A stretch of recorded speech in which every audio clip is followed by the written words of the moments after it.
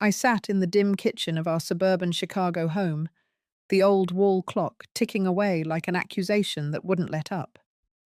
Harold, my husband of 45 years, had just stumbled in from one of his so-called late business meetings.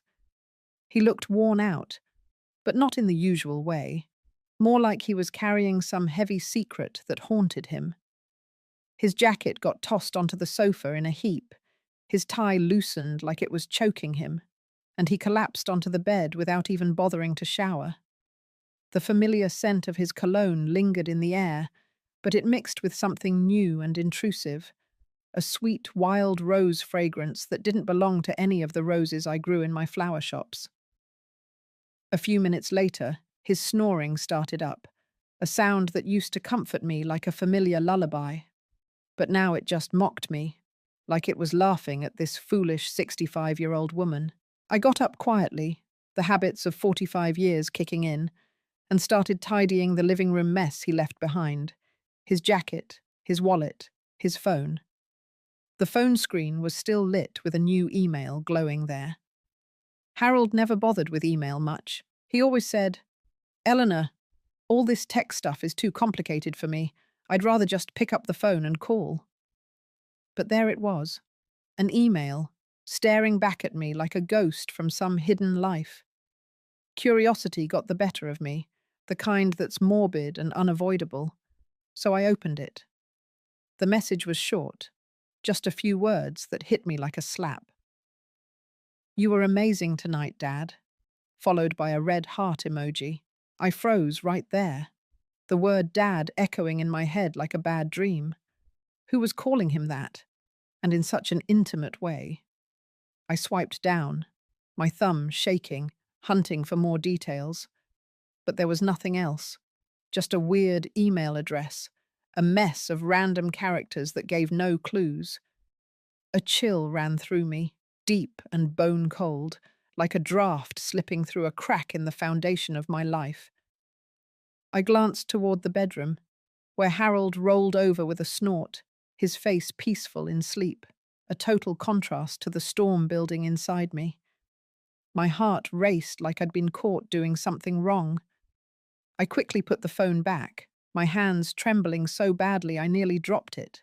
I kept tidying, my movements automatic now, like a robot going through the motions. I gathered his dirty clothes for the laundry, checking the pockets out of habit. That's when I felt a folded receipt, crisp and fresh. It was from a high-end hotel in downtown Chicago, dated that very night, for a party of two, including an expensive bottle of Cabernet Sauvignon, around $200, the same wine he got me for our 20th anniversary, a memory I'd cherished. I frowned hard. Downtown Chicago? He told me he was meeting partners in the suburbs. A bitter little laugh escaped me. Harold hated driving into the city centre, always complained about the traffic and parking. But downtown was where his old college buddies used to hang out, a place full of his fond memories from before we met. Who had he shared that dinner with while lying to me about the suburbs? The receipt showed entrees for two, steak and pasta, the kind of meal we hadn't had together in years, not since I expanded my first flower shop into a chain. I snapped a photo of it with my phone, along with the email, my hands still shaking. A woman's intuition, especially after 45 years of marriage, is something primal and undeniable. Something was wrong, and I had to uncover it. My trembling wasn't just from anger, but from a deep dread that felt like standing on the edge of a cliff, watching my whole life crumble away. I headed to the garage where Harold's old SUV sat, the engine still warm, the air thick with gasoline, and that same sweet rose scent from his clothes. I opened the door, a knot of fear twisting in my stomach. I turned on my phone's flashlight and searched the driver's seat. Nothing unusual, just some loose change and an empty water bottle. But as I reached into the glove compartment on the passenger side, my fingers brushed something slick and plastic. I pulled it out, and my heart nearly stopped.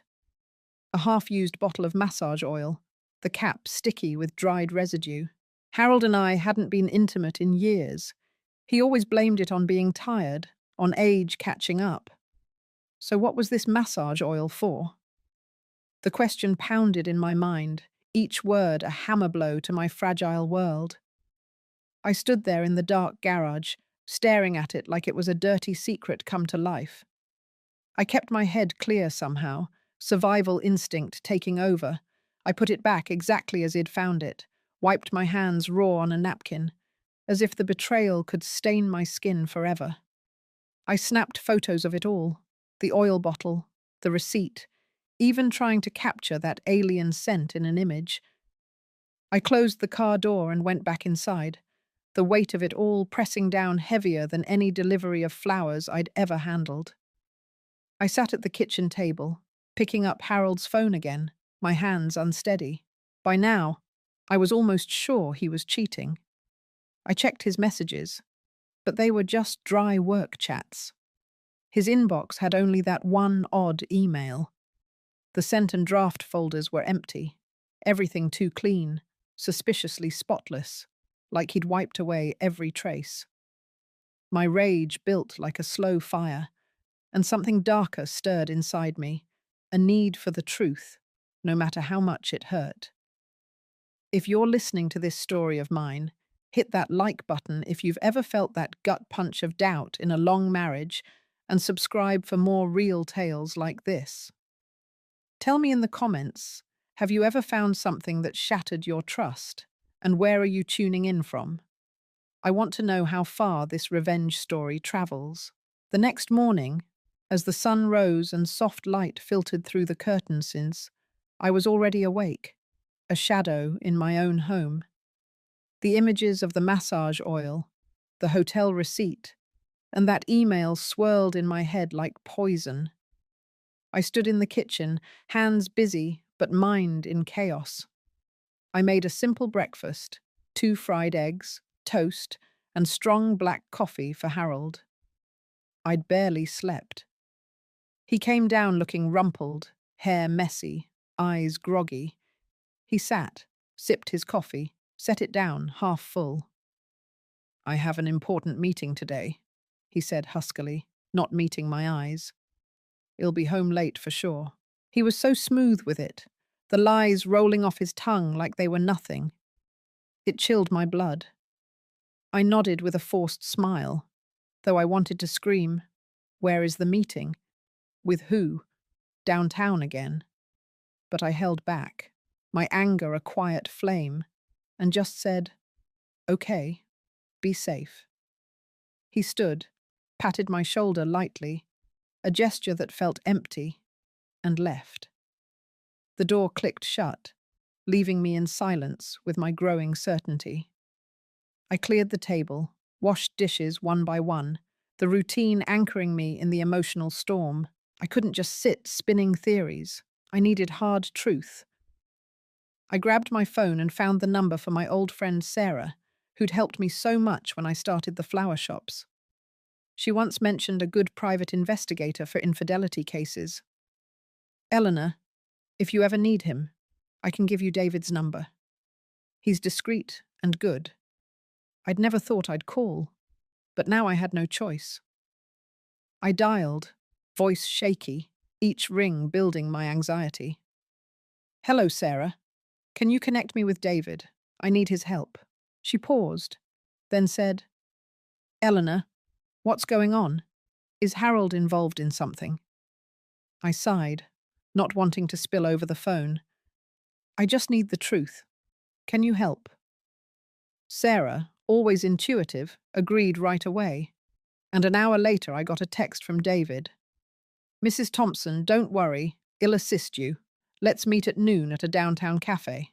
At noon, I went to the small cafe with worn wooden tables and the rich smell of roasted coffee. I picked a quiet corner, out of sight. David arrived, a stocky, middle-aged man in a plain blue shirt, with sharp eyes that seemed to see everything. I handed him a USB with the photos I'd taken, the odd email, the hotel receipt, the massage oil bottle. "This is all I have," I said, voice trembling. I'm not sure, but I think my husband is cheating. The words tasted bitter. David nodded, scrolling through the images on his phone, face neutral as he jotted notes. Mrs. Thompson, I get it. I'll start tailing Mr. Thompson this afternoon. Stay calm. I'll update you soon. I left the cafe, weaving through the crowd, feeling lonelier than ever. 45 years of marriage, trusting Harold completely. He was my rock, the family man who'd stand by me through anything. Now, here I was, hiring a detective. The irony stung like thorns from my own roses. The morning after, sunlight filtered through the curtains in our Chicago home, but my heart stayed dark and heavy as the night before. I got up early, moving through the kitchen like I'd done for decades, frying 2 eggs until they were golden, toasting bread to that perfect crispness, and brewing a pot of strong black coffee, just how Harold liked it. He came downstairs looking disheveled, hair all over the place, eyes still half shut from sleep. He plopped down at the table without so much as a glance my way, grabbed his mug, took a sip, and set it back half empty. Got an important meeting today, he muttered in that gravelly voice, staring at nothing in particular. Might be home late again. His words hung in the air like a routine I'd heard too many times, but now they cut deeper, stirring up the storm inside me. I nodded with a tight smile that hid the ache in my chest, though my mind raced back to that hotel receipt and the sticky massage oil bottle. Part of me wanted to slam my fists on the table and demand answers, to yell about who he was really seeing and why he kept slipping away. But I swallowed it down, the weight of my 65 years making me feel fragile, like a wilted flower drooping in a vase, while the rest of the garden thrived. Once Harold grabbed his keys and headed out the door, the house fell silent, amplifying the doubts swirling in my head. I drove to my main flower shop in downtown Chicago, the one I'd built from scratch with sweat and long hours, turning it into a chain of 5 stores worth about $1.2 million over the years. The familiar scents of lilies and roses usually wrapped around me like a comforting blanket, easing any stress from the day. But today, they just twisted the knife, reminding me of that foreign wild rose perfume clinging to his clothes, a scent that didn't come from any of my arrangements. I couldn't shake it off, so I pulled out my phone and scrolled for Sarah's number, my old friend who'd been there from the start, helping me navigate the early days of the business 30 years ago. When she picked up, her voice came through warm but concerned. "Eleanor, what's up? You sound off." I took a breath, my voice shaky as I got straight to it. "I need the number for that private investigator you mentioned once, the one who handles infidelity cases. I think Harold is stepping out on me." There was a pause on her end, heavy with unspoken sympathy, before she replied. "Oh, honey, I'm sorry. Yeah, I've got David's contact. He's good, real discreet. I'll text it to you right now." An hour later, her message came through with his details, and I set up a meeting at a little cafe near the shop, the kind with scuffed wooden tables and the strong aroma of fresh brews that normally perked me up. I arrived early, nerves jangling, and when David walked in, he was just as Sarah described, a solid, middle-aged guy in a simple blue shirt, with eyes that took in everything without giving much away. I slid the USB across the table, loaded with the photos of the receipt, that strange email, and the massage oil bottle. "Here's what I've got so far," I said, my voice cracking as tears welled up. "I'm pretty sure my husband is cheating, but I need proof." He nodded calmly, plugging the drive into his phone to scan the files, jotting quick notes in a small pad. "Mrs. Thompson, I understand how tough this is. I'll get on Mr. Thompson's trail this afternoon. Hang tight. I'll keep you posted as soon as I have something solid." I left the cafe feeling a mix of dread and fragile hope, weaving through the bustling downtown crowd like a ghost. That evening, Back at the shop, arranging bouquets for a big hotel order, my phone buzzed with a message from David. Attachments popped up, a series of photos that made my stomach drop. There was Harold, stepping into a fancy restaurant downtown, hand in hand with a younger woman. I zoomed in on her face, and the world tilted. It was Vanessa, my daughter-in-law, 40 years old, dressed in a tight black dress, makeup heavy and bold, hair cascading down her back. They didn't look like family at all, more like lovers lost in each other, the way he leaned in close as they walked. The pain hit like lightning, sharp and blinding. Vanessa, the woman I'd treated like my own daughter, teaching her how to arrange flowers for her wedding to my son Michael, sharing family recipes over holidays. At gatherings, she'd always kept her distance from Harold, barely exchanging words, sometimes even shooting him a look of mild annoyance. Michael would tease about it, saying she just didn't click with Dad. I'd bought into it all, thinking it was normal adjustment. But now, seeing this, it clicked into place as a calculated act, a performance to keep me blind. How long had this been going on right under my nose, in my own family? The betrayal burned deeper than anything I'd imagined, leaving me staring at the screen, the vibrant colors of the flowers around me suddenly dull and lifeless. I slumped into the chair behind the counter of my flower shop, the scent of roses and lilies now bitter in my nose. My hands shook as I gripped the phone, staring at the photos David sent. Harold, my husband of 45 years, walking hand in hand with Vanessa, my daughter-in-law, into a swanky downtown Chicago restaurant. The images burned into my eyes, her tight black dress, his easy smile, the way they leaned into each other like lovers, not family. My heart pounded, a mix of shock and rage building like a storm ready to break. I swiped to the next photo, and it got worse. They sat in a candle-lit corner, Vanessa's face glowing as she tilted toward him, Harold raising a glass with a look I hadn't seen in decades, soft and adoring, the kind he used to save for me when we were young and dreaming big in San Diego. Then came the video. I pressed play, my fingers trembling so bad I nearly dropped the phone. Vanessa leaned close, whispering something in Harold's ear, and he let out a loud, unfamiliar laugh, one I hadn't heard in years. She giggled, her eyes sparkling under the restaurant's dim lights, and he reached across to brush her hand. My stomach twisted as I watched him open the car door for her, like some gallant suitor, not a father-in-law. I played it again, then again, each loop a fresh stab to my chest. Vanessa, the woman I'd welcomed like a daughter, teaching her to arrange bouquets for her wedding to my son Michael. Harold, the man I'd built a life with, raising our boy, pouring my soul into a flower shop chain now worth $1.2 million. How could they do this? Betray me and Michael in such a vile, secret dance? The rage boiled over, drowning out the pain that had kept me up all night. I wasn't just some fragile 65-year-old to be pitied. I was Eleanor Thompson, who'd turned a single storefront into a thriving business through grit and sleepless nights. I saved every photo, every frame of that video, into a USB, noting the date, time, and place, LeBlanc Restaurant, downtown Chicago.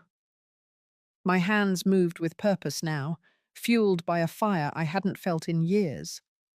I texted David, my words sharp and clear. "Keep following them. I need everything you can get." He replied instantly. "On it, Mrs. Thompson. More soon." The rest of the day dragged, every minute heavy with anticipation. I arranged bouquets for a hotel order, my hands moving on autopilot while my mind churned. I kept seeing Vanessa's smile, Harold's laugh, the way they mocked everything I'd believed in. By evening, another message from David hit my phone, and my heart lurched. More photos. Harold and Vanessa stepping out of a sleek office building, her arm looped through his, both dressed sharp like they were sealing some big deal. Another image showed them entering the Grand Lux, a four-star hotel just blocks away, his hand low on her back, guiding her inside with a familiarity that made my skin crawl. Then the video came, time-stamped late afternoon. I slipped on my earbuds, hiding in the back room of the shop to watch. They stood on a third-floor balcony at the Grand Lux, Harold's arm around Vanessa's waist, her head resting on his shoulder, hair swaying in the breeze. Then, like a punch to the gut, they shared a quick kiss, bold and unhidden. My breath caught, and I replayed it, frame by frame, each second carving deeper into my soul. David's message followed. They rented a room for the afternoon. Looks like they're staying a while. I'll keep eyes on them. I sat there, clutching the edge of the counter, the world blurring around me. Harold had texted me that morning, casual as ever. Out with partners in the suburbs, Eleanor. Get some rest. Lies, all lies. He wasn't in the suburbs. He was here, in a ritzy hotel with our daughter-in-law, living a life I didn't know existed. The betrayal wasn't just personal anymore. It was a calculated destruction of everything I'd held dear. I saved the new files to the USB, my hands steady now, driven by a resolve that felt like steel. This wasn't just about catching them. I needed to know how far this went, and I'd make sure they paid for every second of their deceit. I sat in the back room of my flower shop, surrounded by the sweet scent of roses and lilies, but it felt like I was choking on ash. The images from David, the private investigator, burned in my mind. Harold and Vanessa locked in their secret world at LeBlanc Restaurant and the Grand Lux Hotel. Their touches and stolen kisses a betrayal that cut deeper with every glance at my phone. My hands shook, not from fear anymore, but from a rage so fierce it felt like it could set the whole shop on fire. At 65, after 45 years of marriage, I thought I knew pain. But this was something else, a raw, searing wound that demanded answers. Late that night, my phone buzzed with a call from David, his voice low and urgent. "Mrs. Thompson, I got audio from the hotel parking lot. Used special equipment. They didn't notice a thing. Sending it now." I slipped on my earbuds, heart pounding like a drum in my chest, and hit play. Vanessa's voice came through, cold and sharp as a blade. "Come on, Dad. Get those fake contracts moving. I want that flower shop chain, that $1.2 million empire, and we're selling her special rose formula to Petals & Co. That'll crush her business for good." Harold's chuckle was low, smug. "Relax, Eleanor's clueless. She trusts me too much. I'll handle the paperwork." My breath caught, a sickening twist in my gut. This wasn't just an affair. They were plotting to steal everything I'd built over decades, my 5 flower shops, my life's work, and even the secret formula I'd perfected to keep roses fresh longer, the edge that made my chain stand out. Vanessa's voice dripped venom as she called me that old fool, a name that stung worse than any slap. I'd treated her like my own daughter, taught her how to arrange bouquets, welcomed her into our family with open arms. Now she was scheming to ruin me. I replayed the audio, each word fueling the fire in my chest. My hands steadied as I saved it to the USB, noting the exact time and place, Grand Lux parking lot, 9:47 p.m. Another message from David popped up. Photos this time. Harold and Vanessa in his SUV, hunched over a stack of papers, her red pen slashing across pages while he nodded, a conspiratorial grin on his face. David's text followed. "They're working with a shady notary contact to fake the transfer of your business." I'm digging deeper. I zoomed in on the image, the papers too blurry to read, but I knew they weren't innocent. This was a calculated plan to strip me of everything, not just my marriage, but my legacy, the shops I'd poured my heart into since I was a young woman in San Diego. The rage wasn't just anger anymore. It was a white-hot need for justice.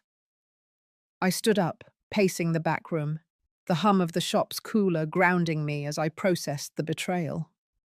Harold, the man who'd stood by me as I built this business, who'd carried boxes of flowers when we were starting out, was now conspiring with Vanessa to tear it all down.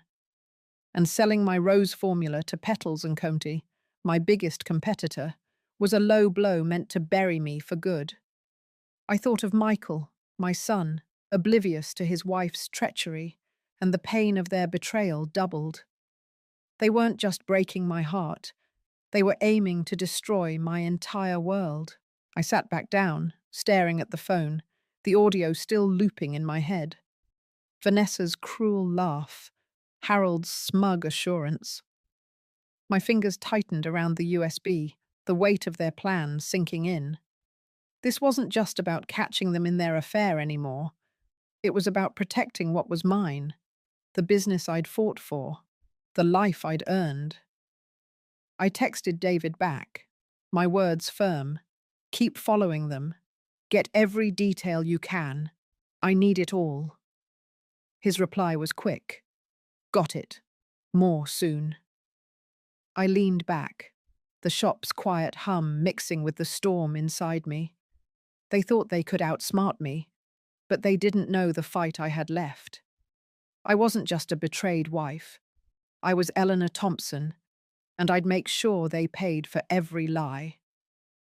The air in my flower shop felt thick with betrayal. The scent of roses and lilies, now a cruel reminder of the lies Harold and Vanessa were weaving to destroy me. After David's latest bombshell, the audio revealing their plan to steal my $1.2 million flower shop chain and sell my secret rose formula to Petals and Co., my rage burned hotter than ever. At 65, I'd thought I'd seen every kind of hurt, but this was a new beast, a vicious plot to rob me of my life's work. That evening, as I sat across from Harold at our small kitchen table, the dim yellow light casting shadows on his face, he played his part like a seasoned actor. Eleanor, I've got some business papers coming up this week, he said casually, stabbing at his steak. They're tricky, so maybe you should take a look later. I knew he was testing me, trying to drag me into their scheme to sign away my shops. I forced a tired smile, picking at my bread to hide the fire in my chest.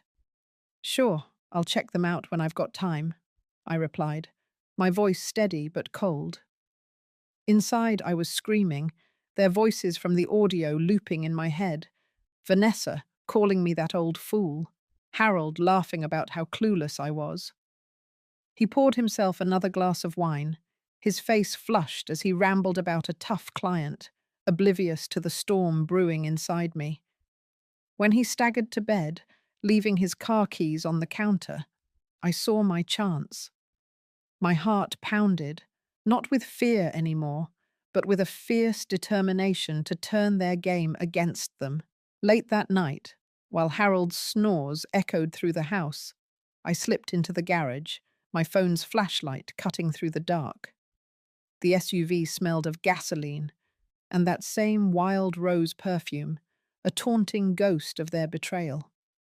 I opened the glove compartment, and there it was, the half-used massage oil bottle, cap still sticky. It wasn't just evidence of their affair. It was a symbol of their arrogance, thinking they could hide this from me. I grabbed it, my hands steady now, and headed to the kitchen. I scrubbed my hands with lemon soap, as if I could wash away the filth of their deceit, but my focus was razor sharp. I rummaged through the tool drawer, pulling out a tube of clear industrial superglue, the kind I'd used to fix broken vases at the shop. It was perfect, identical in look and texture to their massage oil. I unscrewed the oil bottle's cap, poured out the contents, and carefully filled it with the glue, drop by drop, until it was full. I shook it gently, testing the flow, and it came out smooth, indistinguishable from the real thing. A faint smile crossed my lips, But inside, a hurricane of resolve roared. This wasn't just a prank. It was the first strike in a war they didn't know they'd started. I wiped the bottle clean, placed it back in the glove compartment exactly as I'd found it, and adjusted the car's floor mat to cover my tracks. I wasn't done yet. I knew they'd been meeting at the Grand Lux Hotel, so I texted David, my words clipped and urgent. Find out their next hotel booking. I need to know when they're there. He replied within minutes. They've got a room reserved for tomorrow afternoon. Same place. I'll confirm the time.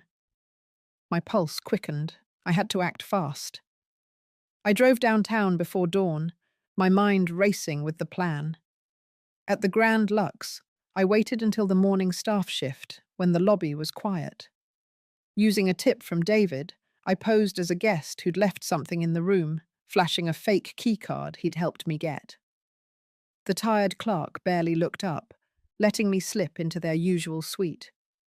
I found another massage oil bottle on the nightstand, swapped it with another glue-filled one I'd prepared, and checked every detail to leave no trace.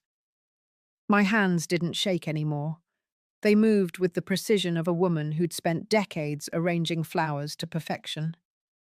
I was back home before Harold woke, the trap set, their betrayal about to backfire in a way they'd never see coming. The rage inside me burned hotter than ever, a wildfire fueled by the audio of Harold and Vanessa plotting to steal my $1.2 million flower shop chain and sell my rose formula to Petals & Co.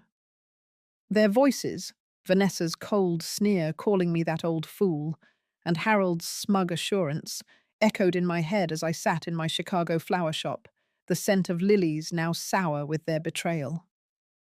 At 65, I'd thought I knew heartbreak, but their plan to ruin my life's work was a new kind of evil.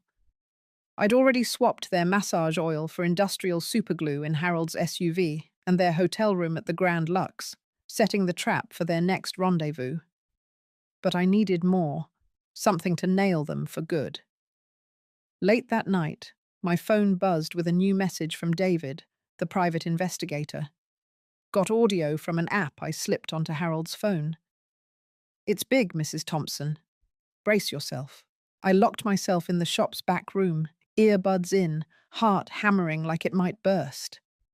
I hit play, and Vanessa's voice came through, sharp and vicious. Once we've got the shops and sold the formula, we stage an accident for her, something slow, like slipping some meds into her coffee. The life insurance payout is $500,000, and with you and me starting fresh with our baby, we'll be set. Harold's voice was calm, almost chilling. Don't worry, I've got it under control. She'll never suspect a thing. The words hit like a sledgehammer. My breath stopped, my hands gripping the phone so tight my knuckles turned white. Not only were they stealing my business, but Vanessa was pregnant with Harold's child, and they were planning to kill me, to poison me slowly for a $500,000 insurance payout. The betrayal wasn't just personal or financial anymore. It was a murder plot, a sick scheme to erase me and start their twisted new family. I played the audio again, each word a fresh wound, but my shock turned to a cold, hard fury. They thought they could outsmart me, end me, and take everything I'd built. But they didn't know Eleanor Thompson, the woman who'd turned a single flower stand into a Chicago empire through sheer will. I saved the file to my USB, labeling it with the date and time, 11:32 p.m., Grand Lux Hotel parking lot. My hands were steady now, driven by a resolve that felt like iron. I wasn't just fighting for my shops or my pride. I was fighting for my life. David's next message came through, a photo of them in the hotel lobby. Vanessa in a sleek beige dress, Harold's hand on her elbow, both looking smug as they checked in. He texted, "They're in the room now. I'll keep monitoring." I paced the back room, the hum of the shop's cooler barely registering as my mind raced. Vanessa, pregnant with Harold's baby, plotting to poison me, their voices so casual about my death. I thought of Michael, my son, clueless about his wife's betrayal and his father's monstrous plan.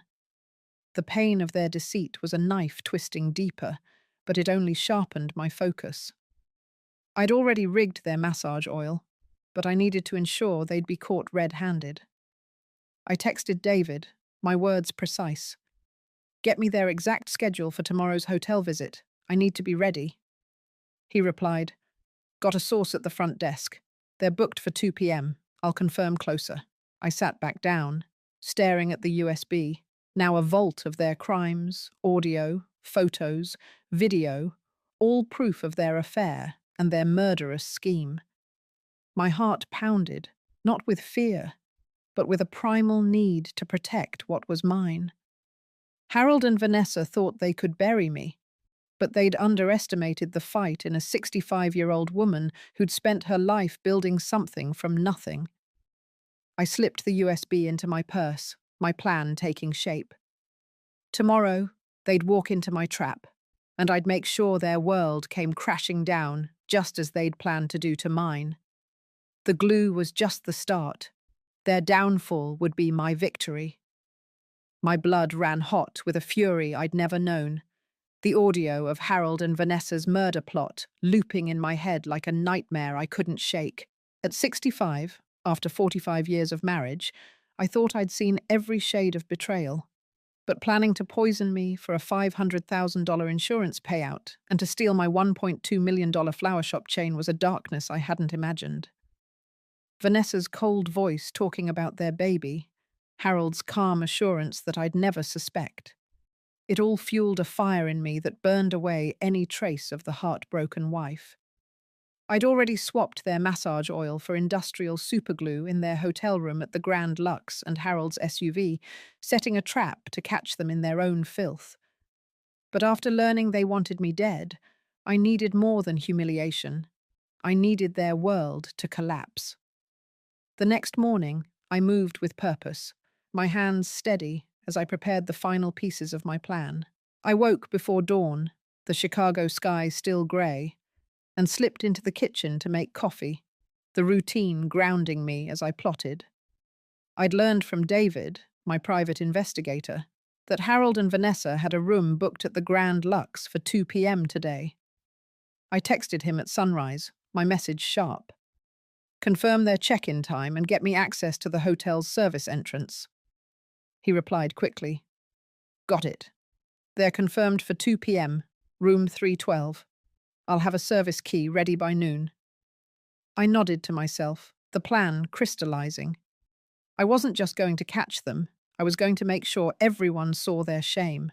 Before leaving, I rigged a small device David had given me, a remote-activated smoke emitter he'd used for undercover jobs. It was small enough to hide in a housekeeping cart, set to release thick, harmless smoke when triggered.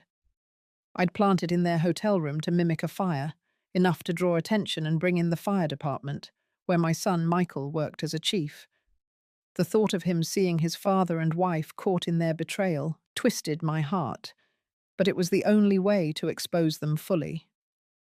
I drove to the Grand Lux at noon, meeting David in a back alley near the service entrance. He handed me a housekeeping uniform and a keycard, his face serious. "Be quick, Mrs. Thompson. Staff changeover is in 10 minutes, so no one will notice." I slipped into the uniform, my pulse racing but my hands steady, and made my way to room 312. Inside, the room reeked of their arrogance, the bed neatly made, a fresh bottle of massage oil on the nightstand. I swapped it with another glue-filled bottle I'd prepared, double-checking the cap to ensure it looked untouched. Then I tucked the smoke device under the dresser, hidden but ready to go off with a tap on my phone app. I adjusted the curtains to ensure the smoke would billow out the window, catching eyes from the street below. Everything was in place, a perfect trap for their 2 p.m. rendezvous. I left the room, blending back into the bustle of downtown Chicago, and headed to a nearby coffee shop to wait, my phone ready to trigger the device. By 1:30 p.m., David texted, "They just checked in, heading to the room now." My heart pounded, but it wasn't fear, It was the thrill of justice closing in. I pictured them walking into that room, smug and unaware, ready to use that glue thinking it was oil. I sipped my coffee, eyes glued to my phone, waiting for the moment to strike. The thought of their plan to poison me, to take my shops and my life for their twisted future, only sharpened my resolve. I wasn't the fragile old woman they thought I was. I was Eleanor Thompson, who'd built an empire from nothing, and today I'd tear theirs down. The clock hit 2:15, and I knew they were in the room, their betrayal about to be exposed in a way they'd never recover from. I opened the app, my finger hovering over the trigger, ready to unleash the chaos that would end their lies forever. The coffee shop across from the Grand Lux Hotel buzzed with afternoon chatter, but I barely noticed, my eyes locked on my phone, finger poised over the app that would trigger the smoke device in Harold and Vanessa's room. My heart thundered, not with doubt, but with the electric rush of justice closing in.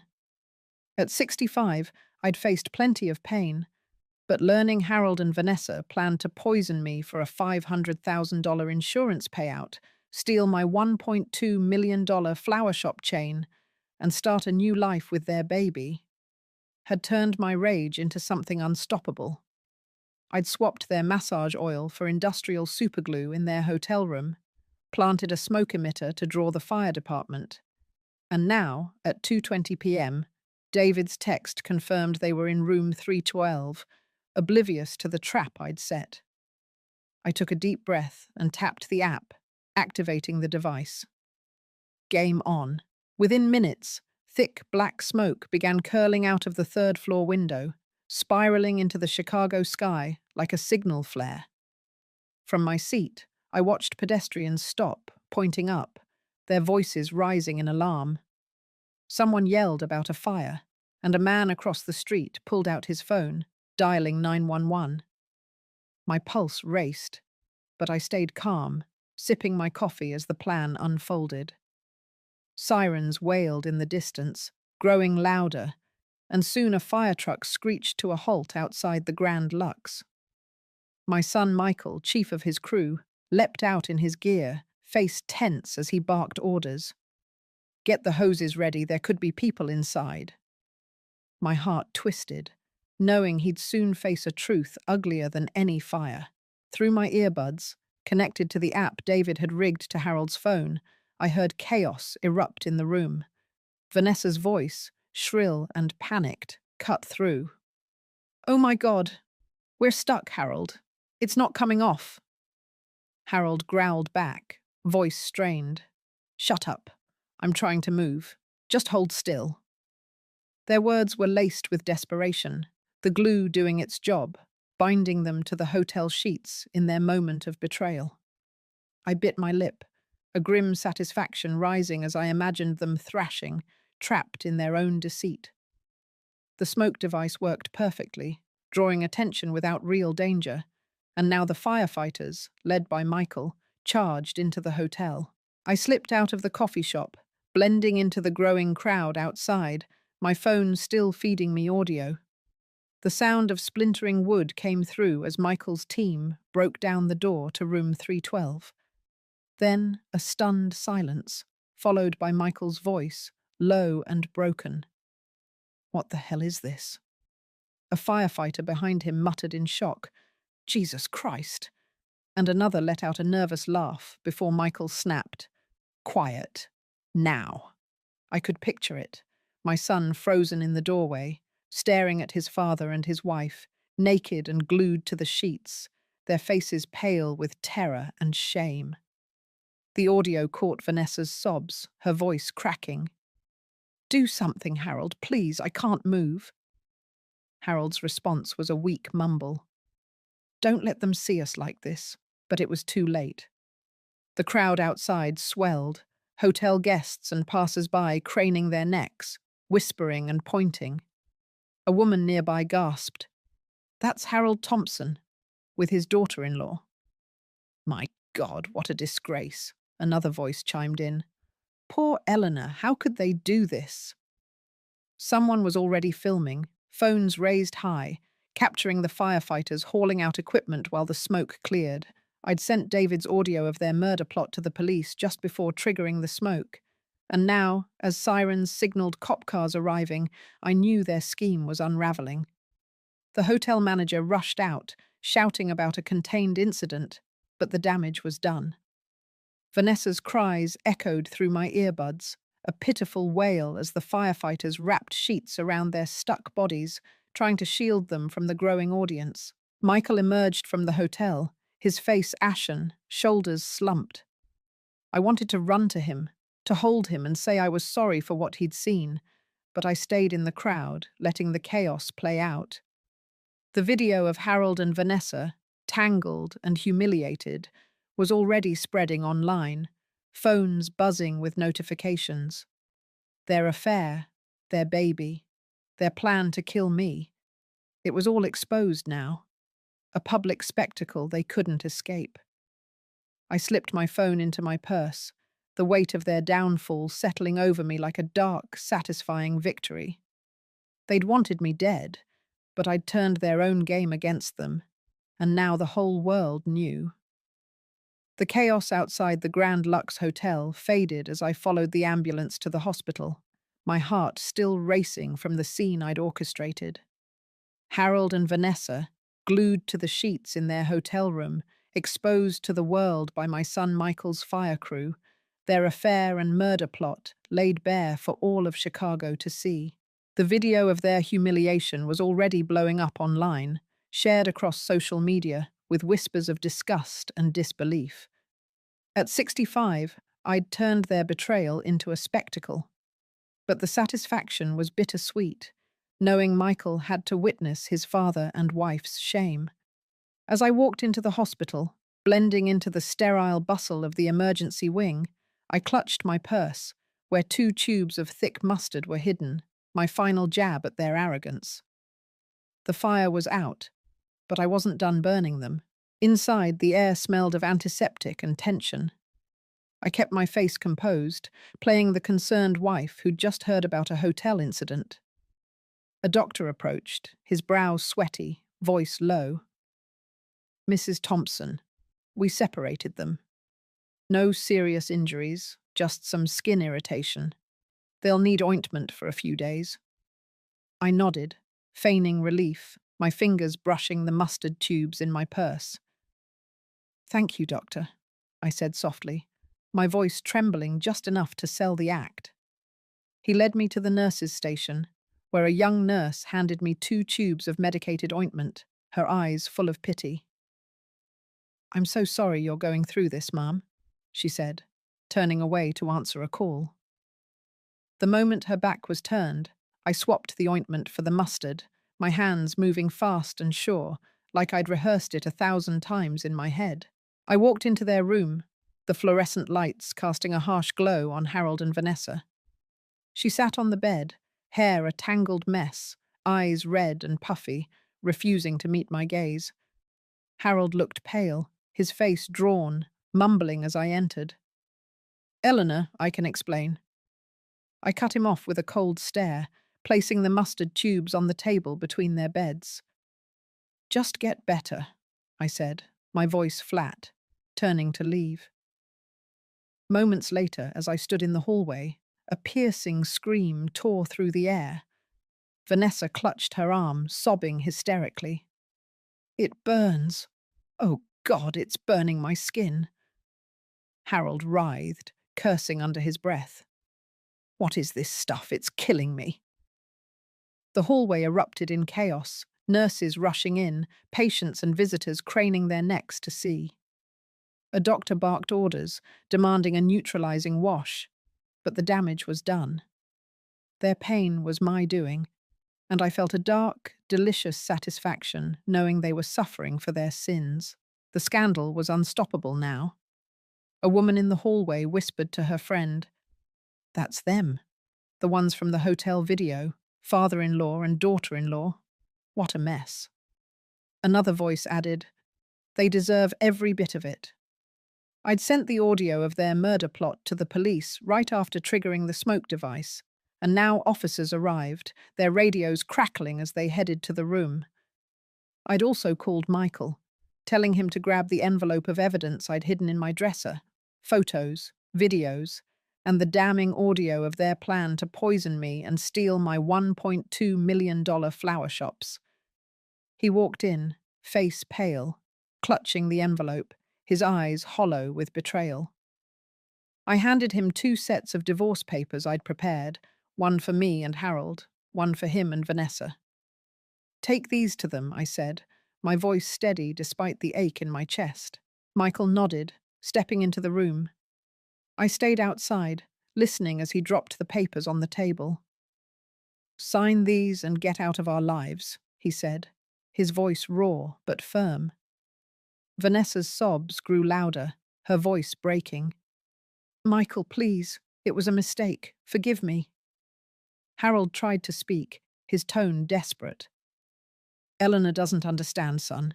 Let me explain." But Michael walked out, his boots heavy on the tile, leaving their pleas unanswered. I watched him lean against the wall, head in his hands, and my heart broke for him. But the sight of their downfall filled me with a grim triumph.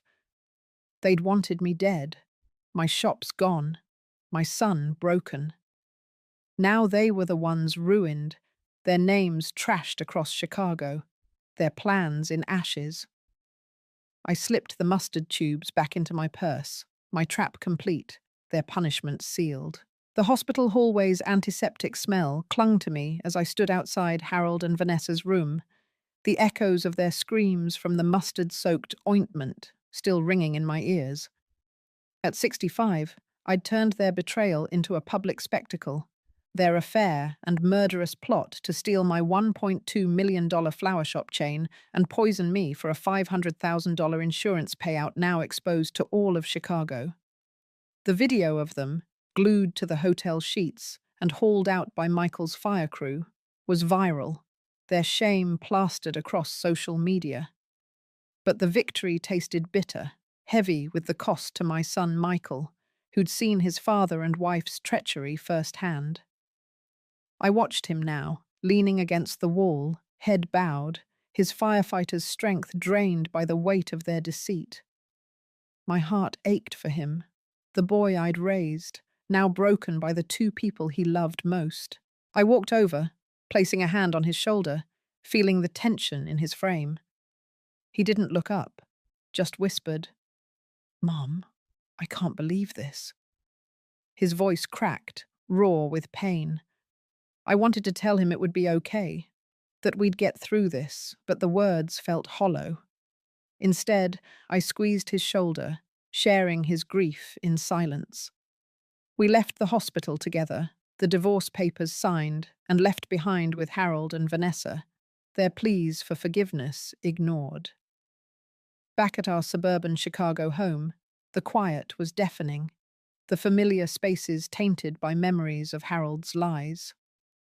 Michael sat at the kitchen table, staring at his hands while I made coffee, the routine a small anchor in the storm. He looked up, eyes red. "I'm staying here, Mum. I can't go back to our place, not after this." I nodded, my throat tight. "Stay as long as you need," I said softly, pouring him a mug. The house felt foreign now, a place where trust had been shattered, but having Michael here grounded me. We didn't talk much that night, the pain too fresh, too raw. I lay awake, replaying the hospital scene, the satisfaction of their humiliation of warring with the sorrow of our broken family. Harold and Vanessa had wanted me dead, my shops gone, my son's life ruined, but I'd stopped them. Still, the cost was heavy, a family torn apart, a son carrying wounds that might never heal. The next morning, I went to my flower shop, the familiar scent of roses and lilies offering no comfort. Michael came with me, insisting on helping with deliveries, his firefighters' hands now arranging bouquets with care. He was quieter than usual, his usual easy smile gone, replaced by a distant look that broke my heart. I watched him load boxes, his movements mechanical, and felt a pang of guilt for the pain my plan had caused him. But I'd had no choice. Letting Harold and Vanessa get away with their scheme wasn't an option. I approached him as he sorted invoices, my voice gentle. "You don't have to do this, Michael. Take some time." He shook his head, his jaw tight. "I need to keep busy, Mum. It's the only way I can deal with this right now." I nodded, understanding the need to move, to work through the hurt. We spent the day together in the shop, filling orders for a big hotel client, the routine a fragile bridge to normalcy. Neighbors stopped by, their voices warm but cautious, offering support without mentioning the scandal directly. Mrs. Larson, a regular, squeezed my hand. "You're strong, Eleanor. This shop is proof of that." I managed a smile, but inside I felt like a vase cracked but still holding together. By evening, we sat at the kitchen table, eating a simple meal of pasta and salad, the silence between us heavy but not empty. Michael looked at me, his eyes softer now. "We'll be okay, Mum. We've got each other."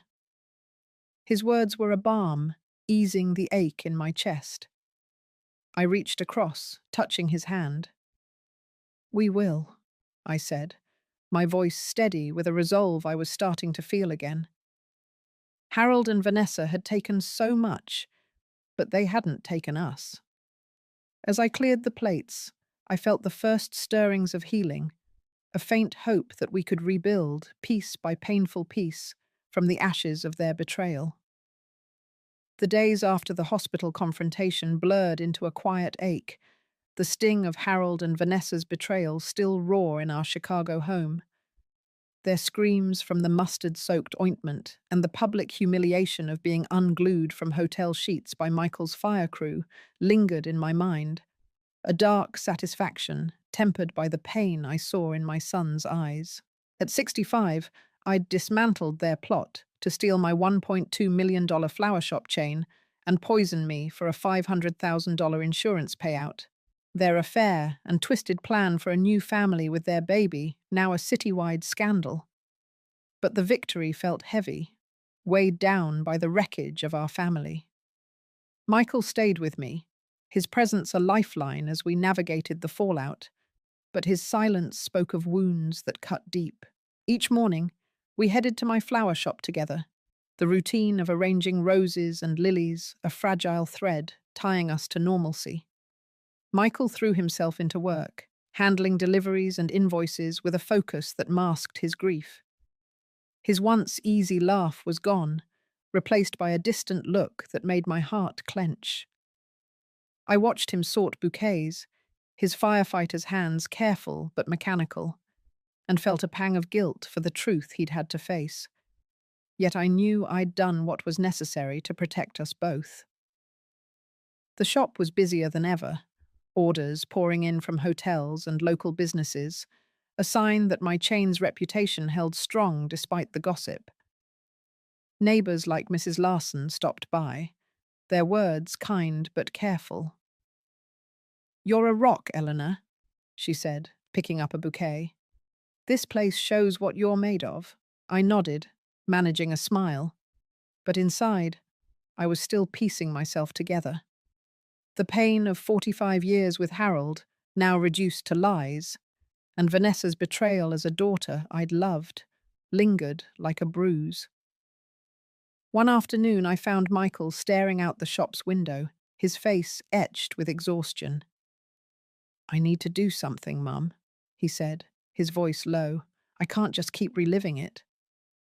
I touched his arm, my voice gentle.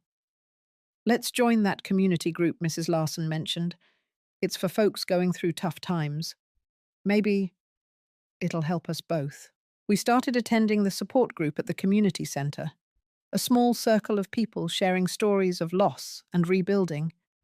Sitting among them, listening to tales of broken marriages and second chances, I felt a flicker of hope. Michael spoke little at first, but over time he opened up, sharing bits of his pain, his voice steady but raw. I shared too, talking about the shops, my pride in building them, and the betrayal that nearly took it all. The group listened, their nods and quiet encouragement a balm to my soul. One woman, Clara, squeezed my hand after a meeting. "You're stronger than you know, Eleanor. You didn't just survive, you fought back." Back at home, our dinners grew less silent. We'd sit at the kitchen table, eating simple meals of grilled chicken and greens, and Michael started talking about his firefighting work again. "We had a tough call yesterday, Mum," he said one night, a spark of his old self in his eyes. "Warehouse fire, but we got it under control."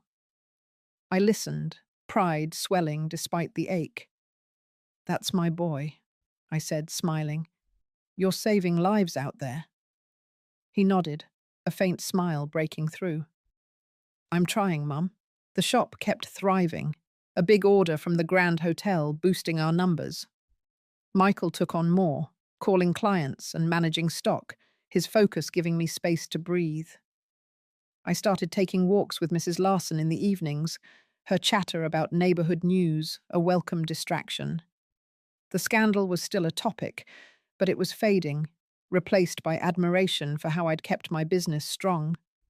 I felt the weight lifting, bit by bit, as I leaned into the routine of work and the support of those around me. Michael and I were healing, not whole yet, but finding our way. The pain of Harold and Vanessa's betrayal would always linger, but it no longer defined us. We had the shop, each other, and a quiet strength growing stronger every day. Weeks after the hospital showdown, my Chicago flower shop hummed with life, the bell above the door chiming constantly as customers flowed in and out. At 65, I'd turned Harold and Vanessa's betrayal into their undoing. Their plot to steal my $1.2 million flower shop chain and poison me for a $500,000 insurance payout. Now a fading scandal, replaced by the community's support for me and Michael. The viral video of them glued to hotel sheets, exposed by Michael's fire crew, had cost them everything. Their reputations shredded, their freedom gone after police arrested them for the murder scheme. But for Michael and me, the pain lingered, a wound we were learning to heal together, finding strength in the ashes of our broken family. Each morning, Michael and I opened the shop side by side, arranging roses and lilies, filling orders for hotels and weddings. He'd taken on managing client calls, his voice steadier now, though the light in his eyes wasn't fully back. I watched him pack bouquets, his firefighter's hands gentle with the petals, and felt a quiet pride. The shop was thriving, our biggest client, the Grand Hotel, doubling their order for weekly arrangements. Neighbors like Mrs. Larson became regulars, their words warm. "Eleanor, you're an inspiration," she said, clutching a bouquet of lilies. "You kept this place going through hell." I smiled, my heart lighter, but the scars of Harold and Vanessa's betrayal still tugged at me. One evening, as we closed the shop, Michael sat me down, his face serious but softer than before. "Mum, I got a letter from Dad," he said, pulling a folded paper from his pocket. "He's in jail, says he's sorry, wants to talk." I looked at him, my heart tightening. Vanessa sent one too, begging forgiveness. "I don't know if I can, but I'm tired of hating them." His words hit me hard, stirring a mix of pain and hope. I'd spent weeks fueled by rage, but now, seeing Michael's struggle, I felt something shift. I took his hand, my voice calm. "We don't have to forgive them yet, but we can let go of the hate. It's poisoning us more than them." That moment marked a turning point. I started attending a church group on Sundays, sitting in the glow of stained glass windows, praying not for Harold or Vanessa, but for peace, for Michael, for myself. The group's quiet support helped me see that justice wasn't just their downfall, but our freedom to move forward. Michael joined me sometimes, his presence a comfort as we rebuilt our bond. One night at dinner, over a simple meal of roast chicken and potatoes, he smiled, a real one, and said, "Mum, let's plant a new rose garden out back, like the one you had when I was a kid." I laughed, the sound surprising me. "Deal, but you're digging the holes." The shop grew stronger, new clients calling from across Chicago, my rose formula safe, and my chain now valued higher than ever. I hired 2 new staff, easing the load, and joined a local women's gardening club, sharing tips and stories with women my age. Clara from the support group became a friend, her laughter a reminder that life could still be bright. Harold and Vanessa faced their trials, their pleas for forgiveness unanswered for now, but I felt a flicker of hope that one day we might find a way to heal, not for them, but for us. Justice had been served, their plans crushed, but our victory was in living again, in the shop's success, in Michael's slow smiles, in the strength we'd found together. As I stood behind the counter, arranging a bouquet for a wedding, I looked out at the bustling street, the world moving on. I'd lost a husband, a daughter-in-law, but I'd kept my son, my shops, and myself. The pain would always be there, but so would our resilience, a garden growing stronger with every season. We'd won, not just against them, but for a future built on truth and hope. Did this story hit you hard? Hit that like button if you felt my fight, and subscribe for more real-life tales of triumph. Drop a comment. Tell me where you're listening from, and if you've ever had to rebuild after betrayal. I'd love to hear your stories, your strength. Your support keeps these stories coming, so thank you for being here. Check out the next 2 stories on my channel, and I'll see you in the comments with love and respect.